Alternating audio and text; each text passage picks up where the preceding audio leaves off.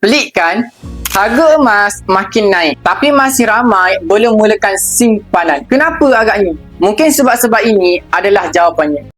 Jangan lupa follow dan save video ni untuk rujukan akan datang. Simpan emas ni sebenarnya simple je.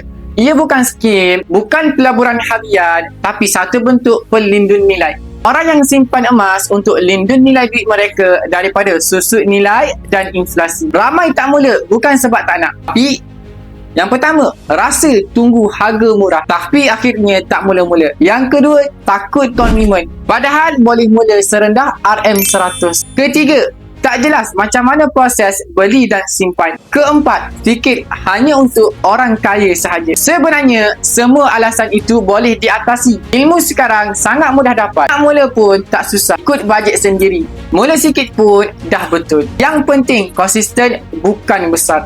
Kalau anda terus tunggu, harga emas tak tunggu anda. Duit makin susut, inflasi makin naik dan peluang bina simpanan makin jauh tertinggal. Okey, baik tuan-tuan yang mana berminat untuk simpan emas di Public Gold, boleh sahaja klik link bio saya. Saya akan bantu anda sebaik. Ingat, perkongsian santai tapi sampai jumpa anda di next video.